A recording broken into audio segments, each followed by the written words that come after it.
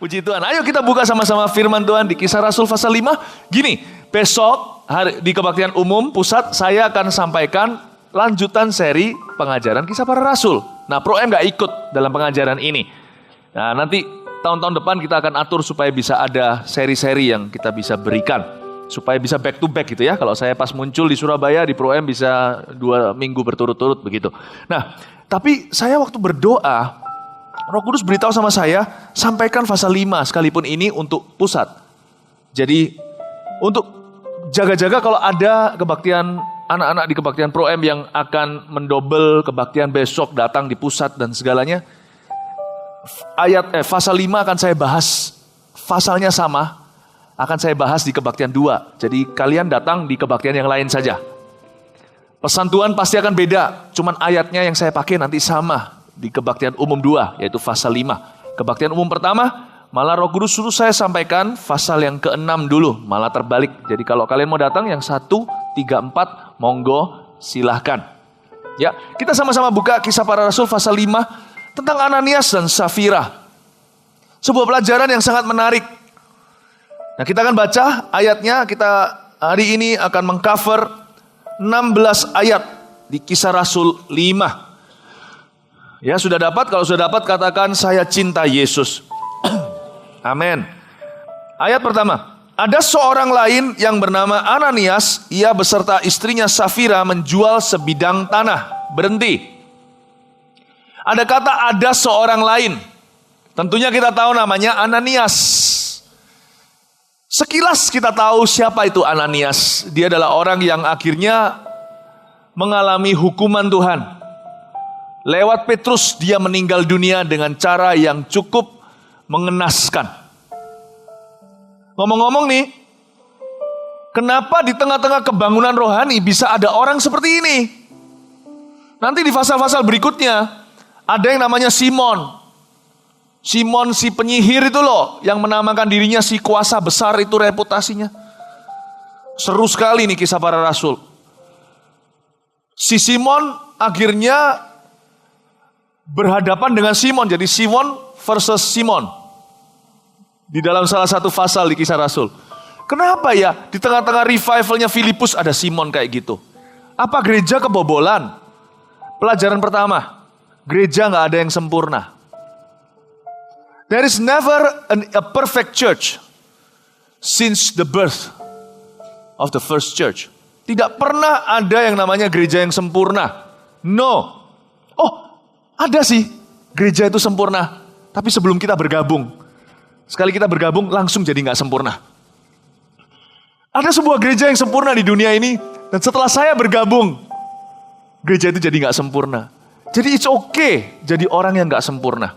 Asal kita mau belajar, itu intinya, itu yang jadi murid Tuhan, itu bedanya di situ. Teachable spirit, hati yang mau diajar, hati yang mau belajar. Tapi Ananias ini sudah berbeda kasusnya. Ya, kita baca sekarang ya. Lanjutkan, ada seorang lain yang bernama Ananias. Ia beserta istrinya sedang menjual sebidang tanah. Coba sekarang saya jelaskan di ayat pertama dulu, menjual sebidang tanah. Terus terang, ketika kita mau bertumbuh dalam Tuhan, kita harus imbang. Khususnya segala sesuatu yang berkenaan dengan uang. Karena uang itu berkenaan dengan hidup kita sehari-hari. Malah justru sebagian besar waktu kita kalau bukan tidur dan semakin sedikit dengan keluarga, kita habiskan semua untuk bekerja, cari duit. Uang tidak salah, tidak ada yang salah dengan uang. Cuman kita mau bertumbuh secara rohani, harus punya pandangan yang benar soal harta duniawi. Apalagi usia kita, Pro M. Kita ini usia bekerja. Kita ini usia yang sedang idealistis soal mimpi dan visi hidup kita. Gua mau kaya, sekarang ngontrak, nanti mau punya rumah sendiri. Kalau bisa ada rumah kedua sebagai investasi properti. Saya mau menimbun emas. Saya mau punya mobil. Dulu kendaraan saya cuma motor, sekarang harus mobil. Kita ini adalah usia bermimpi. Karena itu inilah kesempatan untuk punya fondasi. Sebelum semuanya terlambat. Tidak ada yang salah dengan menjual beli sebidang tanah seperti Ananias dan Safira. Cuma dia nggak imbang. Terus terang kalau hari-hari ini yang namanya survei diadakan di gereja-gereja, di mimbar-mimbar, lebih banyak khotbah tentang janji tentang keuangan. Tidak imbang dengan peringatan Tuhan tentang uang. Kalau kita mau bertumbuh dewasa di dalam Tuhan, kalau kita buka Alkitab, jangan cuma cari janji Tuhan tentang harta. Memang banyak. Dibukalah tingkap langit, 30, 60, 100 kali ganda. Kalau kita pikiri satu-satu, tidak habis-habisnya. Banyak janji Tuhan tentang harta duniawi. Siapa bilang Tuhan hanya peduli dengan rohani? Ada ayat seperti ini, jangan kamu khawatir. Burung di udara dia pelihara. Bunga di padang dia hiasin. Burung gak pernah nabur, menuai. Bapa di sorga memberikan. Apa yang kau makan dan kau minum tidak akan dilupakan. Pakaianmu akan seperti Salomo, bla bla bla dan sebagainya. Banyak sekali, tapi jangan lupa juga di dalam Alkitab selain ada janji tentang uang juga ada hikmatnya. Kita diajarin untuk tidak menjadi penanggung sesama. Itulah sebabnya banyak orang kalau kongsi tidak lihat, dia cuma lihat market atau pasarnya. Dia nggak lihat kepada siapa dia kongsi sebelum ingat ya kalau kita kongsi, kalau memang kita mau bekerja sama dengan orang yang perlu kita perhatikan bukan marketnya. Marketnya selalu ada. Tuayan selalu ada, pekerjanya yang susah. Jangan jadi penanggung sesama, itu hikmat Allah tentang harta. Nanti akan bocor-bocor di sana. Karena kita bukan bekerja sama dengan sebuah pasar. Kita bekerja sama dengan orang, kebiasaan baik buruknya pun ikut dalam paketnya. Jangan jadi penanggung sesama, hikmat tentang menaruh harta. Tuhan ajari sama kita, jangan sampai kita buta. Mata itu hijau. Lihat dolar yang potensi masuk kantong dan lumbung kita. Kita matanya tertutup untuk melihat dengan siapa kita bergandengan tangan. Kenapa ada bisnis yang bagus sekali? Harusnya bisa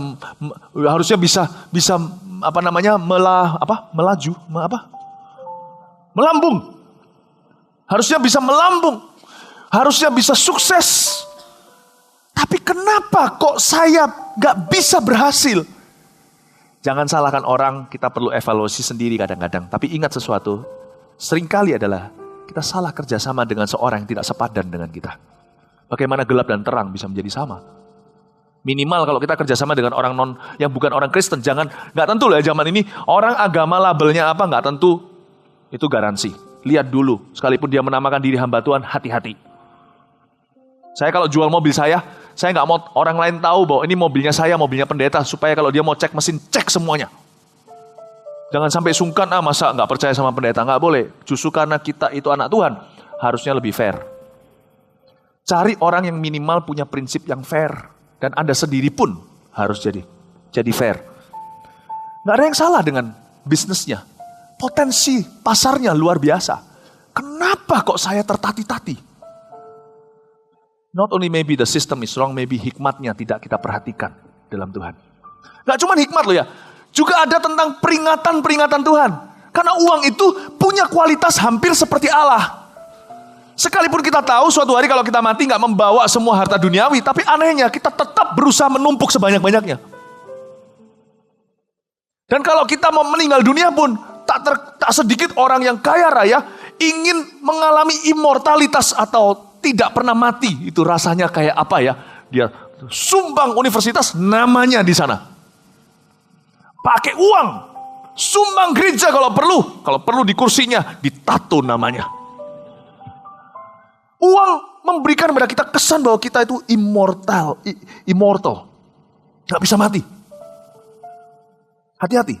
Dia punya kualitas hampir seperti Allah. Siapa yang menyembah Allah, jangan hati-hati dengan uang. Hati-hati dengan cinta akan uang. Kalau di dalam uang, engkau tidak bisa dimuridkan dengan firman Tuhan. Engkau tidak bisa menjadi murid Tuhan. Karena kita berkenaan dengan itu. Terus terang, kita sehari-hari kerja ngapain toh? Aku kerja karena untuk panggilan Tuhan. Ya, gak usah dibayar, ayo setiap bulan. Mau kerja gak? Betul atau betul? A little bit or much lah. Always there is money. Selalu ada uang di belakang setiap motivasi kita. Karena itu percayalah, perpuluhan itu baik untuk kita, bukan baik untuk Tuhan maupun gereja Tuhan. It teaches us who owns us. Money doesn't own us, we own money. Uang itu tidak bahaya, uang itu berguna. Cinta akan uang itu bahaya. Nah, saya berikan sedikit penjelasan di dalam dunianya Pro-M. Apa yang kita sedang hadapi setiap hari? Kita harus konfrontasi segala kegelapan di dalam diri kita, termasuk yang abu-abu, agar kita bisa bertumbuh. Amin. Ya, kita lanjutkan sekarang. Ayat 2. Dengan setahu istrinya, ia menahan sebagian dari hasil penjualan itu, dan sebagian lain di bawah, dan diletakkannya di depan kaki rasul-rasul. Jadi dengan sepengetahuan istrinya, dia tahan sebagian. Nah, kita harus tahu bahwa Tuhan ingin kita jujur di dalam segala sesuatu, sekalipun dunia berkata nggak perlu lu begitu. Itu prinsip yang harus kita pegang kalau kita mau tumbuh dalam segala sesuatu. Tuhan tidak mau kita hanya menjadi semakin seperti Dia ketika di dalam gereja. Tuhan mau kita menjadi murid Tuhan di mana saja, kapan saja. Sebab gereja ini tidak bisa menampung hadirat Tuhan. Gereja ini tempat persekutuan. Kita bersekutu dengan Roh Kudus dan satu sama lain. Tapi hadirat Tuhan ada di mana-mana. Jadilah anaknya di mana-mana. Jangan keluar dari hadiratnya. Kalau dia ada di luar sana, tetaplah hidup di dalam dia. Dan firman Tuhan di sini berkata dengan jelas, Ananias menahan sebagian. Dia nggak jujur. Mungkin dia berkata, toh nggak ada yang tahu. Integritas itu harga mati. Anda suka atau tidak, di usia ini kita harus tegas. Karena usia inilah banyak orang luntur imannya. Kalau kita tidak punya fondasi yang kuat, ketika kita kaya, ketika kita miskin, kita akan menjadi orang yang melupakan Tuhan. Karena itu saya ajarkan di sini dari ayat ini Ananias Safira, menjelang akhir tahun ini kita punya resolusi. Ya Tuhan, aku mau ya Tuhan, di mana area di mana aku tidak jujur. Seharusnya, toh orang ngapain? Toh orang nggak tahu. Dunia berkata nggak perlu. Nggak apa-apa, aku tetap mau. Aku tetap mau. Sekalipun dunia melakukan dengan cara begitu, saya melakukannya begini, mereka berkata aku bodoh sekali, terserah mereka, aku takut akan Allah. Kesaksian terindah bagi orang Kristen di dunia ini, bukanlah pengakuan iman mereka, tapi perbuatan iman mereka. Kita ini berada di posisi yang sangat efektif, Pro-M. Penginjilan kita nggak harus selalu melalui KKR. Tapi kalau Anda bersinar, orang akan tanya kepada Anda, di mana Anda beribadah? Kalau Anda bersinar terang, orang akan tanya, siapa Tuhanmu? Kita ini di posisi yang sangat efektif. Usia Pro-M adalah usia anak panah. Usia youth, anak panah di dalam tabungnya. Kita ini sudah diluncurkan. Tunjukkan, make a statement through your actions. Who you are. Who you are in Christ. Amin. Ya. Ayat 3. Tapi Petrus berkata, Ananias, mengapa hatimu dikuasai iblis? Sehingga engkau mendustai Roh Kudus dan menahan sebagian dari hasil penjualan tanah itu. Singkat cerita lah ya, Ananias jual tanah itu nggak petiau. 500 juta tuh naik per meternya. Lalu habis itu, dia kasih ke gereja, dia bilang ini adalah persembahan sulungnya semua maksudnya. Persembahan totalitasnya. Ditanya berapa? Katanya nopeng kok, 250 juta. Loh, Petrus kan nggak tahu, dia nggak ikuti properti. Petrus bukan agen, dia rasul. Dia berkata, lu jangan bohong kamu. Dia bilang sama Ananias, jangan bohong. Sebelum Ananias, sebelum Anda memberi uang ini ke gereja, bukankah ini uang Anda? Apakah saya pernah telepon Anda? Kata Petrus, telepon belum diciptakan. Saya nggak pernah telepon Anda, ayo kasih persembahan, gereja membutuhkan uangmu. Tidak pernah, kami semuanya bermodal lutut. Nggak pernah minta beri proposal sama bisnismen-bisnismen yang ada di dalam gereja sekalipun. Bukankah itu milikmu? Kenapa kau datang ke sini berkata ini semua persembahannya, 250 juta, padahal kau jual 500 juta. Dia kaget. Belum sempat tanya sama Petrus, Pak Pendeta, apakah Anda telepon agen saya yang menjual itu, agen properti? Sebelum tanya, terlebih dahulu meninggal dunia. Karena Tuhan tidak perlu di cross check 2 kali. Allah kita berbicara ya di atas ya, tidak di atas tidak. Dia nggak berdusta. Kalau dia berkata dia bohong, dia bohong. Luar biasa. Luar biasa. Kenapa? Saya mau beritahu satu hal. Kita itu boleh gini ya. Silahkanlah.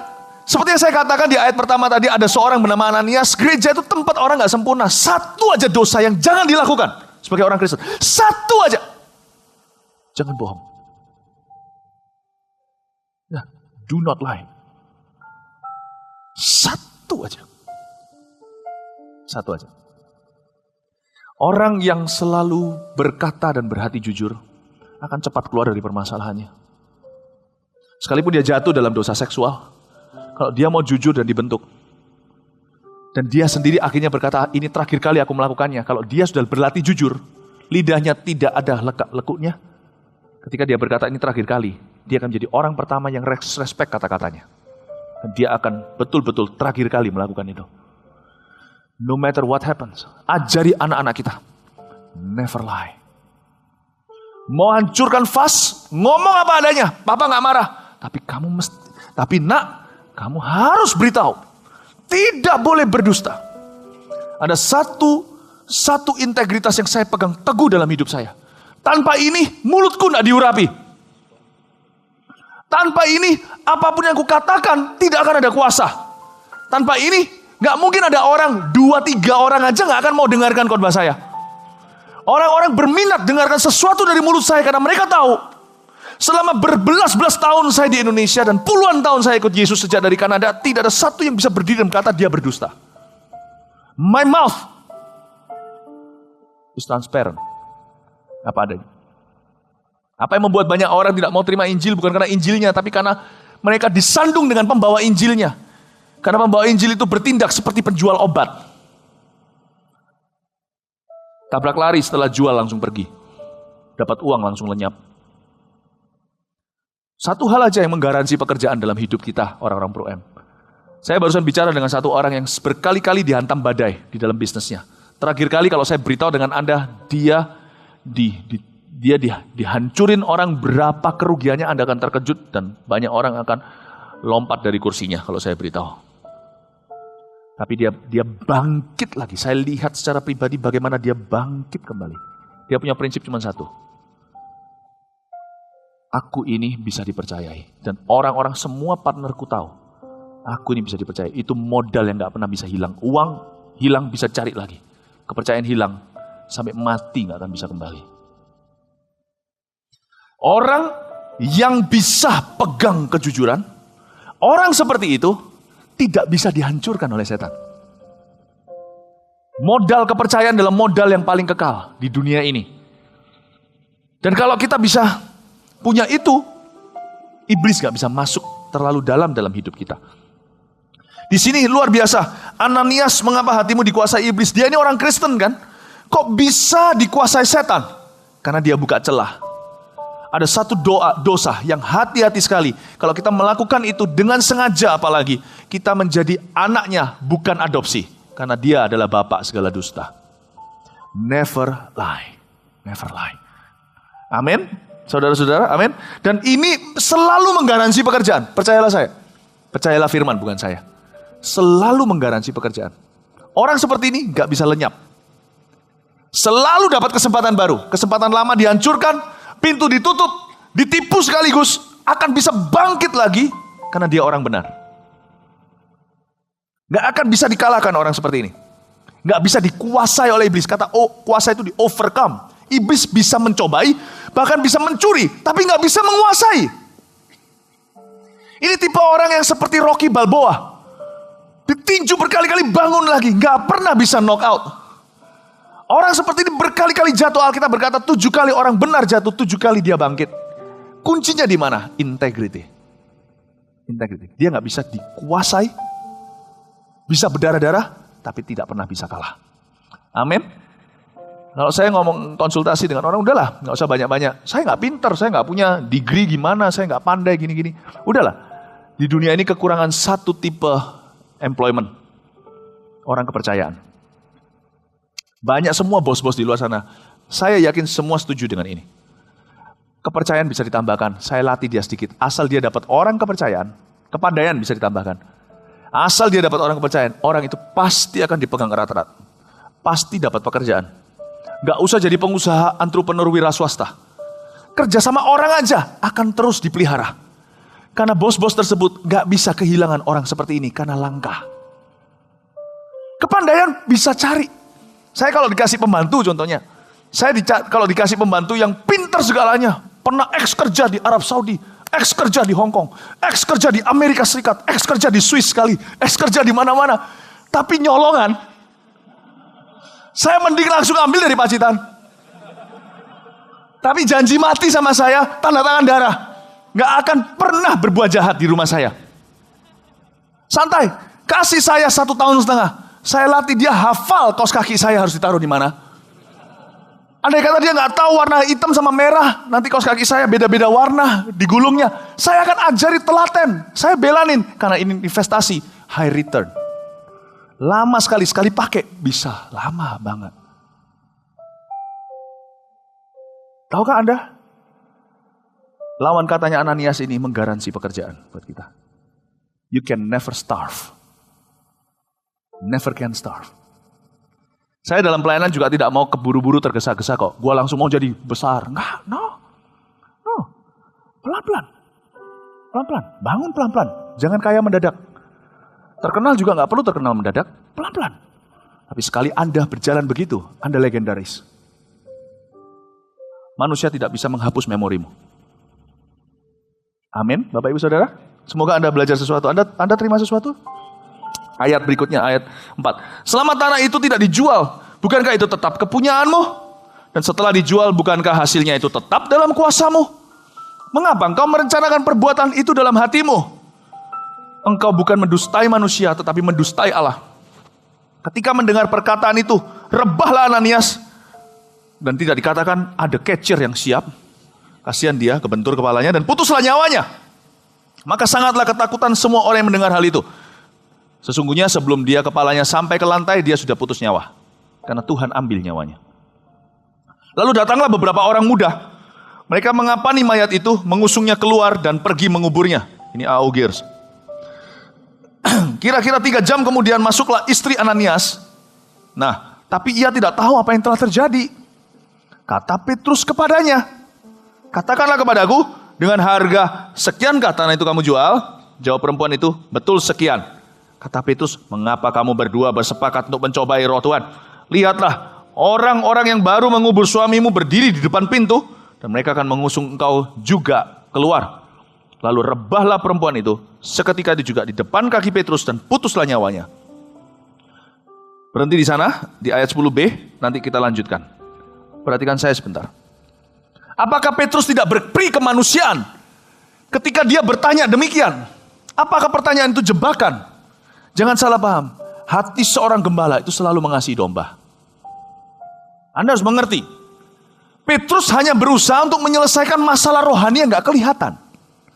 Sebelum menjadi kanker dan menjadi kebudayaan rohani jemaat. Dan itu bahaya, itu baru bahaya. Petrus langsung tangani. Dia langsung cabut akar. Petrus hanya ingin melindungi agar jangan sampai jemaat lain terkontaminasi. Zaman ini malah sebaliknya. Orang kalau kaya, gak selalu begitu ya, jangan menghakimi. Mudah sekali mendapatkan, atau orang kalau ternama, atau kaya segalanya, mudah sekali mendapatkan posisi. Malah justru salah kita tutup sebelah mata. Supaya apa? Supaya bisa donasi. Betapa gereja, kenapa? Mau tahu nggak kenapa gereja kehilangan kuasa? Bayang-bayang Petrus tidak menyembuhkan lagi. You want to know why? The church has lost her teeth. Gereja telah kehilangan giginya. Tidak ada lagi gigitannya. Manusia tidak lagi membicarakan roh kita. Pada waktu 1 kali 24 jam pertama gereja berdiri, mereka gosipin roh mereka. Orang-orang dunia gosipin roh orang Kristen.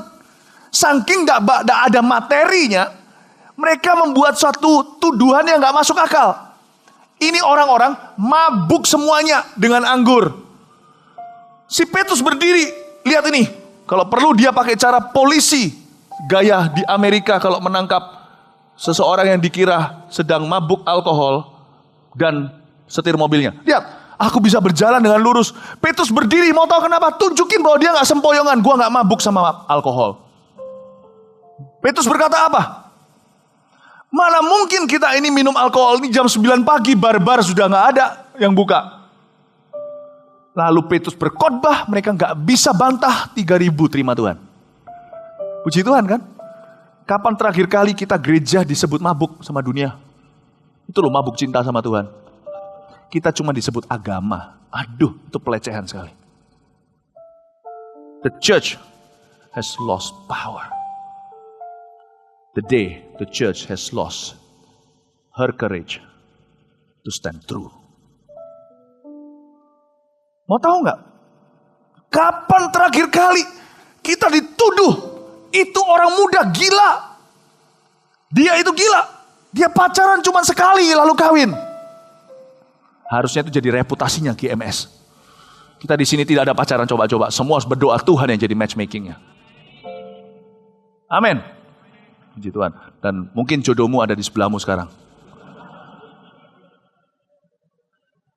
Jangan jauh-jauh cari. Nggak usah cari yang seperti Ko Victor Komil. Udah habis stoknya.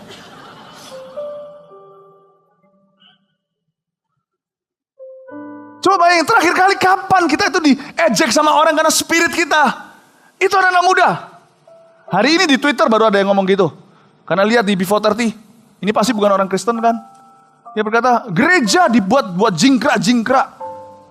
Puji Tuhan, mereka memperhatikan. Mereka tidak punya lagi peluru yang objektif untuk tembak kita. Tembaklah roh kita. Dia jingkrak-jingkrak. Apa sukacita? Apa salahnya gereja bukan menjadi tempat pemakaman? Tapi zaman ini, orang lebih komentar dagingnya gereja. Itu gereja lihat, pecah. Itu pendeta lihat, punya simpanan. Itu asyir, uangnya. Tetangga gua nggak dikembaliin. Jangan sampai dunia bisa tuding daging kita. Biar mereka tuding roh kita. Biar bilang kita gila. Tapi kemudian hari mereka rebah di depan kita. Karena kuasa Roh Kudus. Berapa banyak yang bilang sama kita, lu gila, tapi habis itu rebah. Di bawah kuasa Roh Kudus. Nah itu, siapa suruh kamu tantang rohku. Rohku hinggap padamu. Mulai hari ini aku hantui kamu. Kita harus hidup demikian rupa punya target. Let the world never can point. Never let the world be able to point at our flesh. But at our spirit. Aku hidup sejak masa-masa mudaku. Umur 18 tahun dengan satu goal. Dimulai dari rumahku di keluarga saya.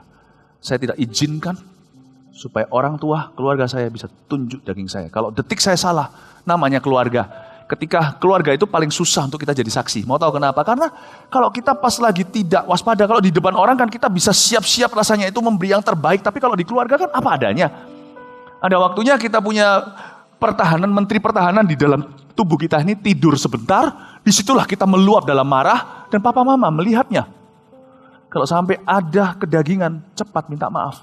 Tunjukkan perubahan, mereka akan menghargai itu. Sebab orang non-Kristen pun tahu kita cuma manusia. Tapi saya tidak akan izinkan 1 kali 24 jam. Orang punya alasan tuding daging saya. Saya mau jadi seperti gereja mula-mula. Dituding karena rohnya. Paling-paling Paul dibilang apa? Fanatik. Paling-paling Paul dibilang apa? Gila. Percaya sama Yesus. Paling-paling Paul begitu. Gak ada alasan. Mereka gak punya bahan. Kita buat mereka kelaparan gosip. Mereka harus cari-cari. Sebab kalau mereka gak cari, kita punya sinar akan membuat mereka silau dan mereka sadar dosa mereka. Dan mereka pun akhirnya harus bergabung dengan gereja kita. Hiduplah seperti itu. Miliki sebuah goal. Itulah definisi cinta Yesus. Bukan sekedar kita angkat tangan. Cinta Yesus itu harus real. Kita tunjukkan apa adanya. Amin, saudara-saudara. Ya, Petrus itu mencoba untuk bisa meluruskan sebuah masalah. Dan ini bukan pertanyaan jebakan. Hei, Safira, kamu tahu nggak? Dia nggak tahu kan kalau suaminya barusan meninggal. Dan Safira diberitahu, ditanyain dengan tujuan apa Petrus menanyai dia. Apakah Petrus mau menjebak dia? Tidak sama sekali. Yang Petrus ingin lakukan sederhana. Petrus ingin sekali, rindu sekali. Sambil dia tanya, di hatinya itu dia berteriak. Tuhan, Tuhan, kasih Safira kesempatan. Dari pernikahan ini separuh sudah hilang. Tinggal belahannya. Selalu kalau kita memperkenalkan istri kita kan begini. Please let me introduce you to my better half. Separuh keduaku yang lebih baik dari aku, kan begitu. Harusnya cowok gentleman, sekalipun mungkin di hati kita merasa kita yang lebih baik. Tetap harus gentleman bukain pintu. Ya kan? Tanya, ini is my better half. Petrus berkata di hatinya, aduh Tuhan, semoga Safira menjawab, Petrus, sorry aku dosa. Sorry aku sama suamiku, tolong ya doakan kami supaya jangan sesuatu yang buruk terjadi, tolong ya. Petrus berharap dia breakdown. Petrus berharap dia menyesal. Dia bertobat. Jawabannya persis like father, like husband, like wife. Iya, segitu. Mau apa? Langsung mati. Saya yakin hati Petrus remuk. Dia berkata, aduh, today I've lost 2 members. To Satan and to death. Wow, hati Petrus pasti remuk. Banyak orang ahli teologi menafsirkan bahwa si Petrus ini jahat sekali. Dia sendiri kan pernah menyangkal Yesus. Masa begini aja? Malah justru gak bisa lihat kekudusan Allah menyalahkan hambanya. Kalau saya lihatnya beda. Karena kita satu profesi nih. Sesama profesi dilarang mendahului, saling mendahului.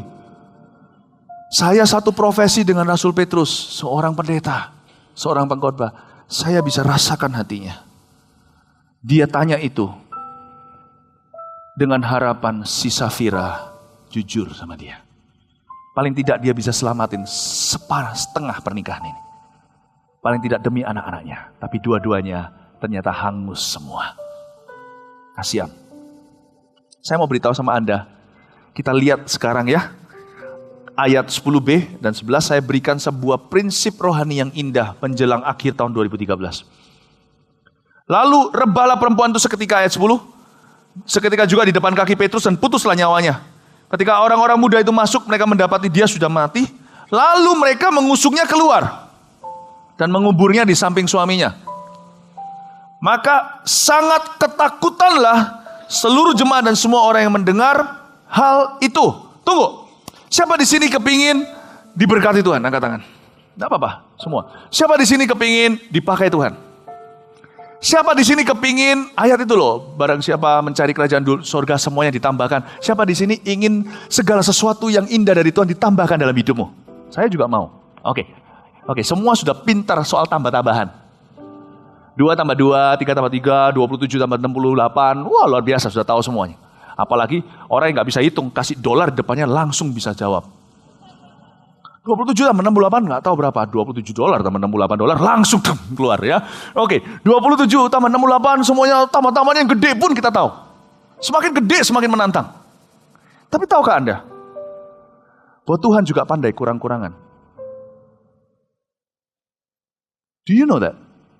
Ada satu buku di dalam Alkitab namanya Numbers. Alkitab pencipta matematika. Satu buku di Alkitab namanya Bilangan. Tuhan kita bukan cuma mahir dalam tambah-tambahan, tapi dalam kurang-kurangan. 5 tambah 2 berapa? Cepat. Salah. Di dalam kamus Tuhan, 5.000. 5 roti dan 2 ikan.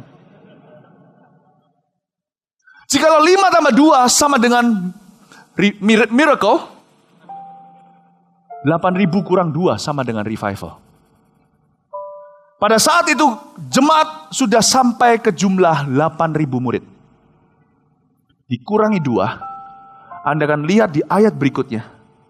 Terjadi outbreak. Terjadi wabah mujizat di seluruh jemaat.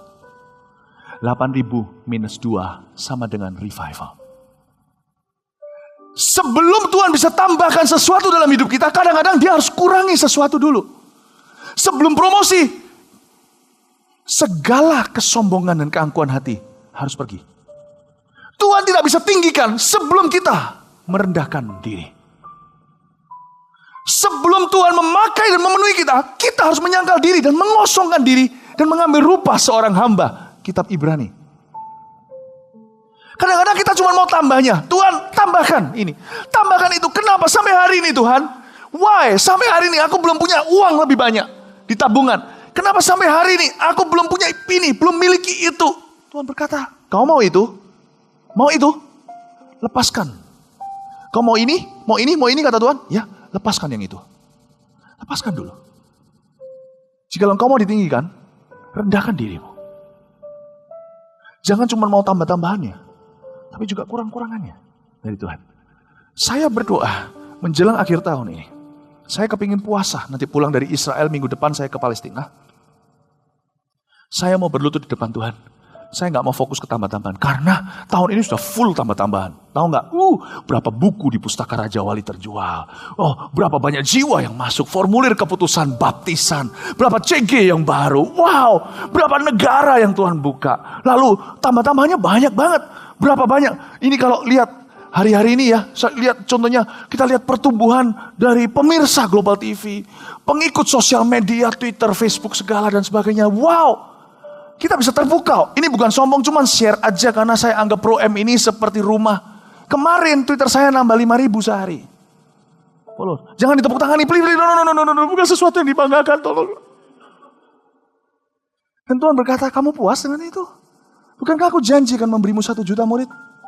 Ya Tuhan, jangan perhatikan uang kecil, 5.000, 2.000. Bukan, ini bukan uang ya, ini orang ya. Cuman Tuhan berkata, kalau Philip, kamu mau aku bentuk. Sebelum Abraham kujadikan bapa bangsa-bangsa. Aku terlebih dahulu minta anaknya. Betul kan? Waktu saya tahu, kata Tuhan, bahwa dia mengutamakan aku. Kujadikan dia sesuai firman-Ku. Pada waktu nanti jutaan orang itu bertobat, terima Tuhan. Itu semudah membalikkan telapak tangan, Philip. Yang aku minta hanyalah total abandonment of yourself. Aku cuma minta penyerahan diri yang total, tidak separuh-separuh dengan aku. Saya berlutut langsung. Kemarin saya berlutut dan saya berencana nanti waktu kebaktian tutup tahun tanggal 31. Kalau kalian ada di sini ikut. Di berapa kebaktian nanti akan diumumkan. Saya mau berlutut. Bukan meskipun saya jadi pembicara. Saya sudah tunggu saat itu saya mau berlutut dan berkata take anything you wanna take. Dan dibutuhkan keberanian, saya mau puasa untuk berani mengatakan itu di penutupan tahun nanti, tanggal 31. Take anything. Take. Amin. Saya kepingin berlutut dan berkata sama Tuhan, Tuhan, hari ini harusnya aku Engkau pakai lebih dari sekarang. Sebab yang namanya perbandingan seringkali manusia membandingkan dengan yang lebih lemah. Nah itu gak adil. Kita merasa hebat. Kenapa? Karena kita lebih kaya dari sisi itu. Tapi isan kau. Ya. Satu gunung ada gunung yang lebih tinggi. Tergantung kita ngaca sama siapa. Tapi Tuhan ajarkan kita harus ngaca sama Tuhan kan. Asik, gue sudah punya banyak uang. Seusia kita yang punya lebih banyak uang. Sak jagat raya. Saya hari ini bisa berkata, wow, aku sudah memenangkan jiwa. Pertama-tama itu bukan kebanggaan pribadi, itu adalah kemuliaan Allah. Namun jujur ya, usia saya sekarang ini juga gak muda, udah mau 40. Kadang-kadang kalau gak hati-hati, seringkali di profil ditulis, membawa 100.000 orang terima Tuhan. Di dalam masa mudanya bisa jadi kebanggaan dan trofi. Padahal Tuhan bilang, tahu gak, seharusnya bukan cuma 100.000. Jauh lebih dari itu. Maukah engkau menyerahkan diri lebih? Saya bisa bilang sama Tuhan, apa aku kurang penyerahan diri? Tuhan bilang, kalau kamu bandingkan diri dengan diri sendiri atau dengan orang lain, kamu akan selalu merasa lebih. Tapi kalau kamu berkaca dengan aku, kau baru tahu. Petrus pun berkata, pergilah dari aku orang berdosa.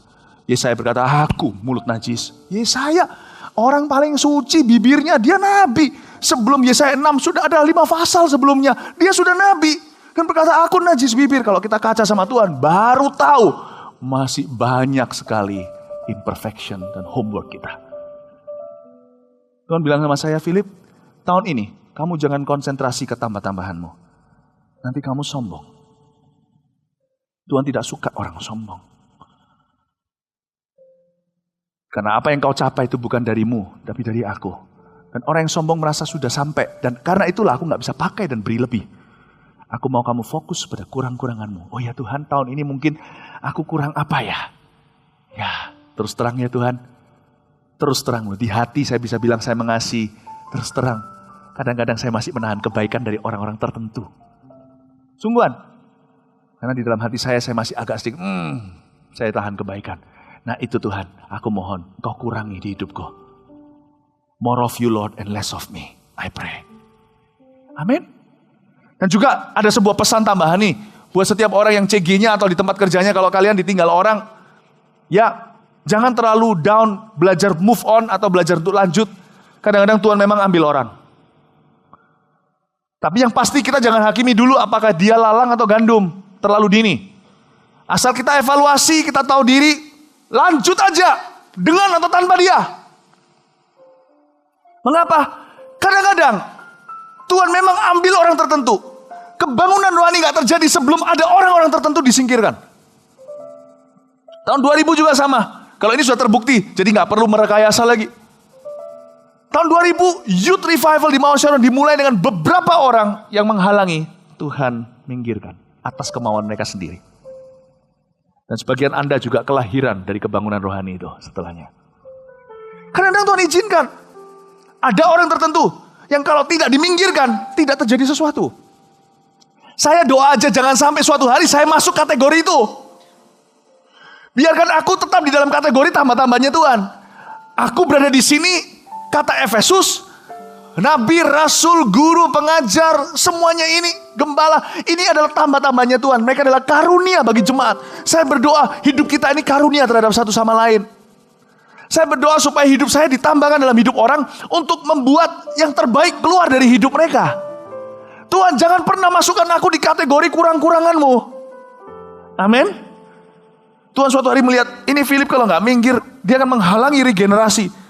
Saya gak mau, karena itu saya tahu diri, mawas diri sama Tuhan. Minggu lalu, kita cetuskan. Kita lihat anak-anak kecil itu luar biasa.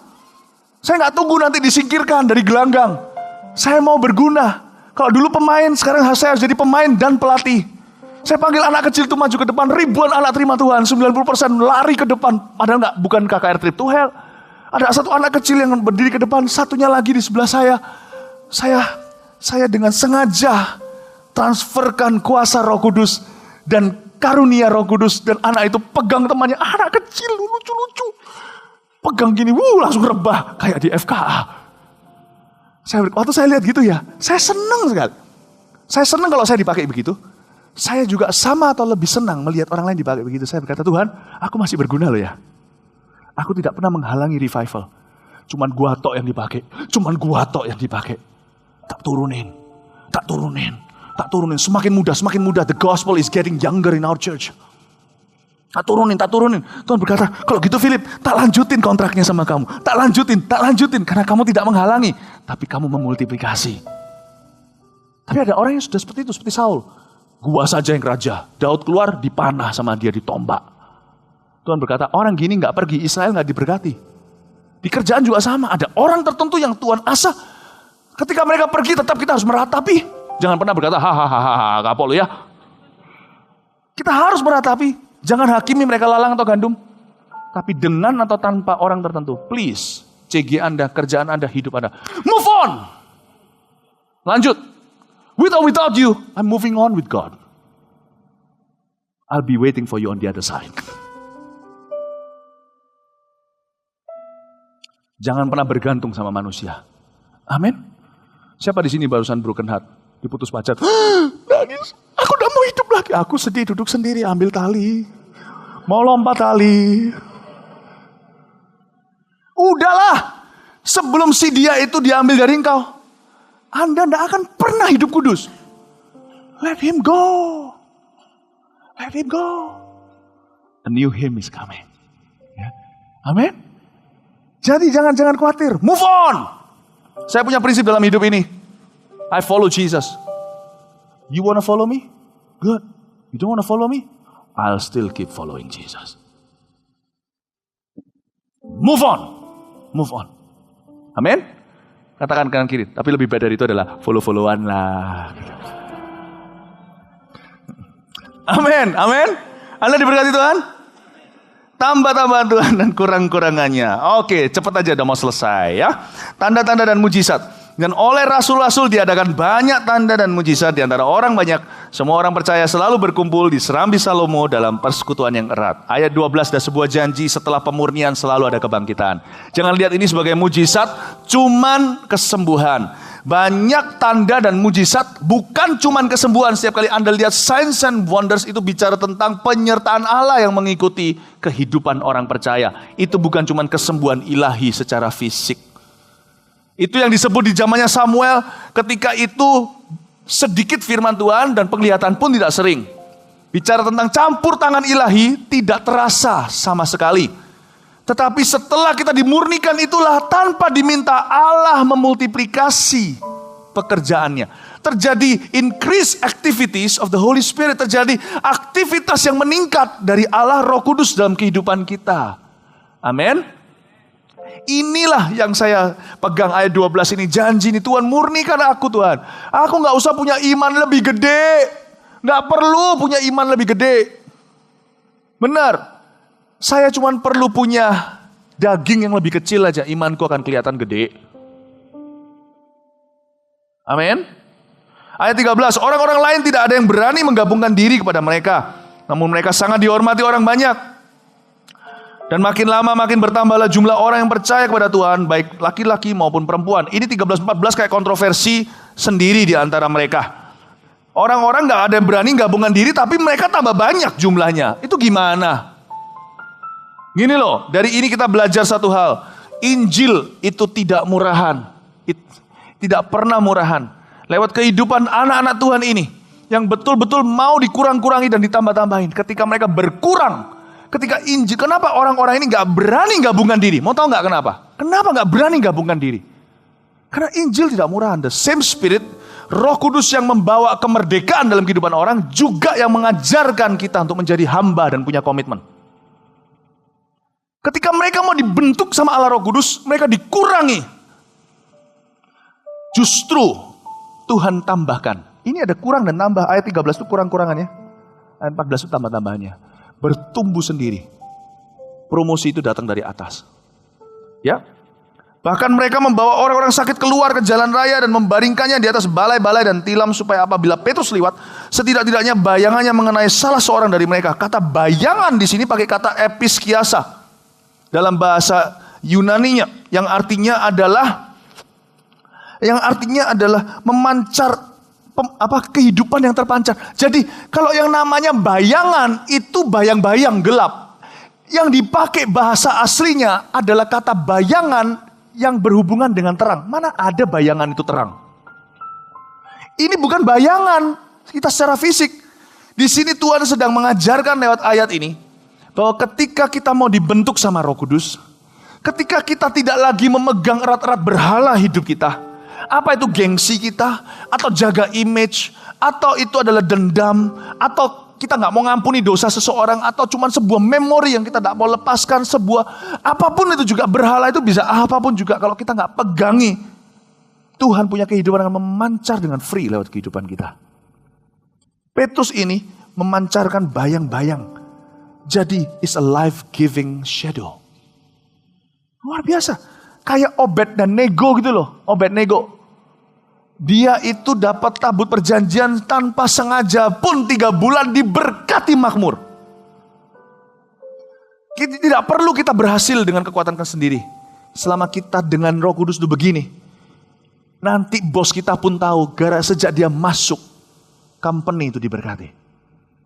Rumah tangga Anda diberkati Tuhan. Papa mama tidak kena mengena. Tiba-tiba dilembutkan hatinya. Anda gak terlalu berusaha gimana. Cuman satu kuncinya. Gini sama Roh Kudus. Kurangi aku enggak apa-apa. Dan juga orang banyak dari kota-kota di sekitar Yerusalem ayat 16. Datang berduyun-duyun. Serta membawa orang-orang yang sakit dan orang-orang yang diganggu roh jahat. Dan mereka semua disembuhkan. Garis bawah kata semua. Luar biasa. Disinilah bicara tentang kepenuhan. Saya gak lihat itu sebagai kesembuhan ilahi. Gak semua orang selalu masuk di pelayanan seperti ini. Tapi kata semua disembuhkan bicara tentang sebuah level urapan yang berbeda. Semua itu bicara fullness, kepenuhan. Saya cuma rindu satu hal Tuhan. Semua janjimu digenapi di hidupku. Aku minta Tuhan, satu aja. Goal saya di tahun 2014 ya Tuhan.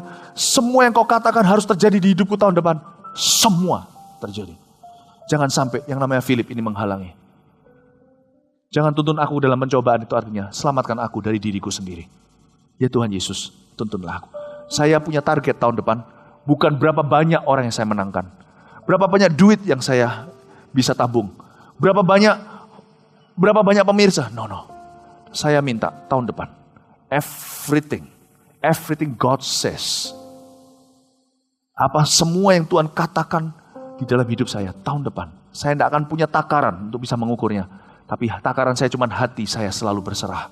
Aku minta. Baik itu bukan sesuatu yang materi. Ukurannya mungkin kebahagiaan. Keharmonisan antara suami istri. Atau mungkin damai sejahtera di hati anak kita yang masih kecil, katakan. Atau apapun juga, atau kesehatan, tidak tahu. Tidak semua bisa ditakar dengan takaran jasmani. Tapi apapun yang kau katakan itu menjadi bagianku tahun depan. Baik itu keharmonisan seperti yang tadi saya katakan. Saya mau alami. Saya tidak mau damai sejahteraku dicuri di tahun 2014. Saya tidak mau sukacitaku berkurang. Saya tidak mau ya Tuhan, pemakaianmu merosot dalam hidupku. Aku tidak tahu. Pakai Tuhan itu bukan berarti orang selalu rebah. Dipakai Tuhan itu bukan berarti semua kanker pasti sembuh kalau saya doakan. No, tapi saya tidak mau ya Tuhan Yesus sedikit pun apa yang menjadi milikku di dalam Tuhan dicuri. Karena kebodohan dan kelalaianku sendiri. Aku minta semua disembuhkan. Tahun depan aku minta semua yang kau katakan dalam rencanaku digenapi. Ajar aku menghitung hari-hari. Amin. Amin. Ya, yang terakhir, ayat 11 saya ajak lihat lagi lalu saya selesai. Maka sangat ketakutanlah seluruh jemaat dan semua orang yang mendengar hal itu. Lihat ya, kata ketakutanlah itu garis bawahi, tutup Alkitabnya, saya jelaskan sebentar. Di zaman di mana semuanya harus feel good. Tidak banyak hamba Tuhan sekalipun yang mau mengambil bagian di dalam pekerjaan kotor ini. Karena lebih suka orang itu disukai oleh orang. Lebih suka orang memberikan pesan-pesan yang lunak, yang enak didengar. Bukankah Paulus sendiri sudah memperingatkan di akhir zaman orang-orang akan memanggil pengajar-pengajar yang bisa menggelitik telinga mereka. Orang-orang yang cuma memberitahu apa yang enak, yang feel good, motivasi semata-mata. Which is okay semuanya itu. Tapi tahukah gereja Tuhan dan kekristenan kita berdiri bukan cuma di atas batu pemuritan.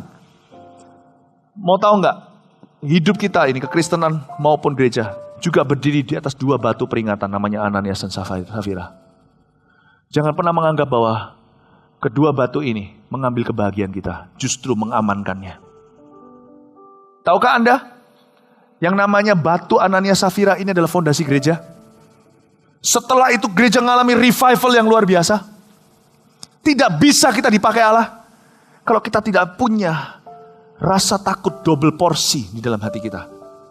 Ketakutan itu baik, asal ketakutan itu karena firman Allah. Bukan takut ke kamar mandi sendiri. Saya punya rasa takut yang besar dalam hidup ini. Dan saya minta itu jangan pernah menurun, jangan pernah merosot, jangan pernah berkurang, jangan pernah diambil dari saya. Karena detik itu tidak ada di dalam hidup saya, hidupku akan menjadi sesuatu yang menakutkan. Saya punya ketakutan. Yang satu adalah Ananias Safira saya di hati saya adalah ini. Satu, saya takut tidak menyenangkan Tuhan. Benar. Bukan berarti saya jadi orang paranoid, selalu ketakutan, selalu minta maaf sama Roh Kudus, itu berarti hubungannya salah dengan Tuhan. Berarti hubungannya gak aman sama Tuhan. Tapi saya berhati-hati. Saya mawas diri, 21 tahun ini bukan berarti saya sempurna, tapi saya belajar satu disiplin yang sudah jadi biasa dalam hidup saya, yaitu dalam segala perkataan, pikiran, dan perbuatanku. Aku menimbang-nimbang apa yang menyenangkan Tuhan atau tidak. Sekalipun tidak ada yang melihat. Itu Ananiasku. Punyakah Ananias di dalam hatimu? Kalau engkau tidak punya, engkau akan jadi Ananias berikutnya. Kedua, saya punya Safira. Batu itu kawin di dalam hati saya. Safira saya adalah, saya takut konsekuensi dosa. Kalau kita nggak takut konsekuensi dosa, itu yang membuat kita jadi menahan kita untuk tidak selingkuh. Karena godaan pasti ada. Itu menahan kita untuk tidak korupsi. Itu yang menahan kita. Jadi alangkah baiknya kalau orang Kristen melatih dirinya punya ketakutan akan konsekuensi dosa. Itu yang membuat kita jadi takut. Amin. Saya kalau mau berdosa nih, saya mikir gini loh. Nanti kalau pas saya berdosa, Tuhan Yesus datang kedua kali gimana? Ayo, pernah mikir gitu gak? Kenapa Tuhan memberitahu jam dan waktunya? Supaya kita tidak bisa main kucing-kucingan dengan dia. Supaya setiap saat kita hidup waspada. Miliki Ananias Safira di dalam hati kita. Zaman ini adalah zaman yang tidak mudah.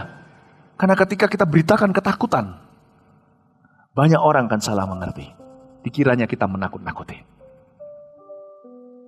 Tapi tanpa fondasi ini, gereja tidak kuat. Tanpa fondasi ini, orang Kristen akan goyah. Jadi seringkali itulah firman yang saya bagikan. Seringkali susah dicerna. Trip to hell contohnya, Tidak sedikit kadang-kadang saya pun disalah mengerti. Orang bertobat gak boleh karena ditakuti. Lalu kalau tidak takut, memang karena kasih orang itu bertobat akhirnya. Tapi bukankah karena suatu hari Tuhan juga memperingatkan kita akan konsekuensi secara kekal dosa-dosa pribadi kita. Saya tidak akan pernah mundur setapak. Selama aku hidup dan tinggal di kemahku, kata Petrus, sesama profesi ini, aku akan selalu memperingatkanmu. Takutlah akan Tuhan, sebab itu satu-satunya tugas kita di bawah kolong langit dan di bawah matahari. Takut Tuhan itu dua hal. Takut tidak menyenangkan Tuhan. Kedua, takut konsekuensi dosa. Saya takut akan Tuhan dan saya tidak malu mengatakannya. Karena kalau saya takut sama Tuhan, saya tidak akan takut dengan apa-apa dan siapa-siapa lagi. Amin. Miliki hidup itu, miliki dua fondasi ini mulai hari ini. Sejak saya berkhotbah ini, saya berdoa hidup Anda semakin ditambah-tambahkan dengan segala sesuatu yang indah. Amin. Berikan tepuk tangan untuk Tuhan Yesus. Mari kita semua bangkit berdiri. Terima kasih Tuhan Yesus. Terpujilah namamu Tuhan. Terima kasih ya Tuhan. Thank you Tuhan Yesus. Haleluya. Haleluya. Terima kasih Tuhan Yesus. Terima kasih Tuhan Yesus. Mungkin pernah saya ceritakan, saya pernah bete. Siapa yang gak pernah bete? Meskipun tidak seperti Jakarta, Surabaya juga sudah mulai ada macet-macetnya. Suatu hari saya setir mobil, ada anak jalanan yang maksa sekali untuk beli koran atau apa gitu loh. Mungkin Anda tahu lah ya, di Surabaya ada orang itu. Udah gak mau, masih terus begini terus ya. Saya jadi gak mau, udah gak mau. Do you understand the English from my mouth? Nah saya ini dulu notabene orangnya suka berkelahi di jalan. Dari itu sudah karir yang saya rintis sebelum di dalam Tuhan. Dari umur 6 tahun di Taipei saya berkelahi di sana. Sampai di jalanan, sampai di Kanada, saya paling panas itu kalau di mobil. Jadi kalau saya setir itu, saya jadi fast and furious. Waktu saya ini orang kalau marah, gak ada remnya. Meskipun sekarang sudah dalam Tuhan, tetap namanya daging itu bisa kembali kalau gak hati-hati.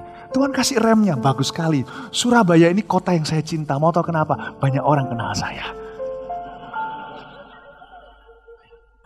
Dan selama saya takut untuk mempermalukan nama Tuhan, saya aman. Orang kedua datang. Saya ini sudah orang kedua ya. Orang pertama tadi itu seperti 100 orang gedor mobil saya. Saya mau buka jendela, mau bilang, get lost.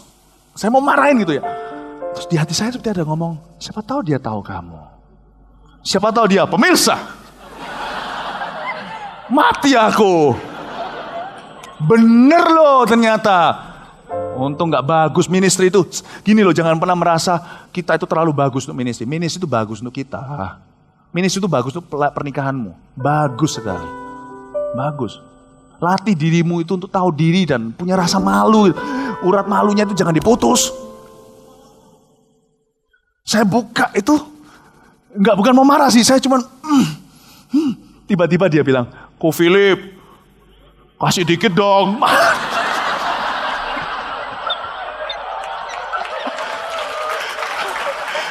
Mati aku. Saya jadi malu. Saya pikir, yang pertama tadi kenal aku gak ya? Yang pertama tadi kenal aku gak? Saya bilang, sudah gak mau. Saya bilang. Ya sudah, keluar cemban. Uangnya sih gak masalah.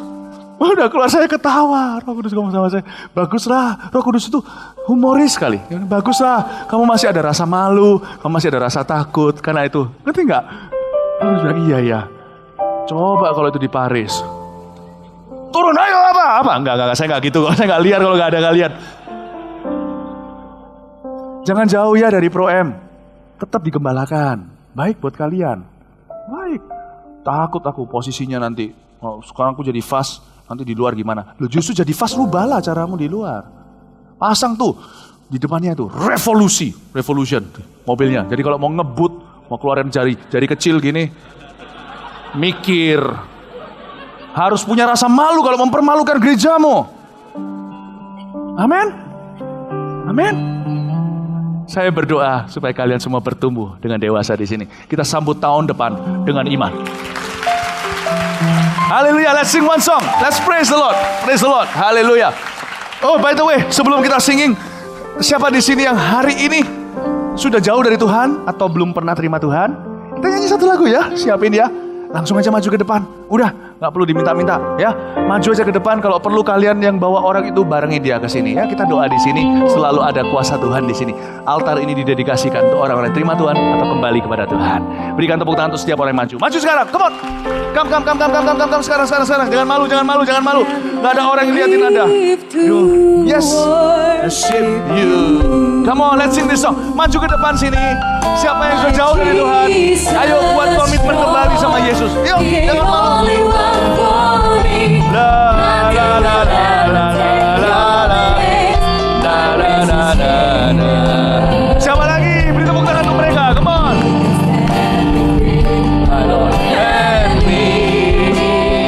Maju, jangan malu. Live to honor you.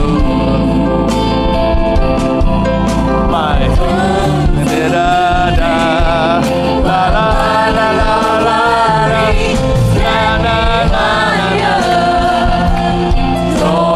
saya minta para konselor, para pemimpin, langsung saja peluk mereka, doakan mereka. Roh Kudus akan melawan mereka. Come on, and I live. Yes, and I live to worship you, my Jesus, you're the only one for me. Nothing will ever take your place, my gracious Savior. Who can stand and me? And I live to honor you, and I long to bring my life an offering. Take me higher, draw me deeper. I want to be lebih tinggi lagi. And I live to worship you. And I live to worship you, my Jesus. You're the only one for me. Nothing will ever take your place, my precious Savior. Who can stand between my Lord and me? And I live to honor you. Live to honor you. And I long to bring my life an offering. Take me higher, draw me deeper. I give all to Thee. Sekali lagi. And I live to worship you, my Jesus. You're the only one for me. Nothing will ever take your place, my precious Savior. Who can stand between my Lord and me? And I live to honor you. And I live to honor you. And I long to bring my life an offering. Take me higher, draw me deeper. I need all to be. Sekali lagi, terakhir kali. And I live to worship you. And I live to worship you, my Jesus. You're the only one for me. Nothing will ever take your place, my precious Savior.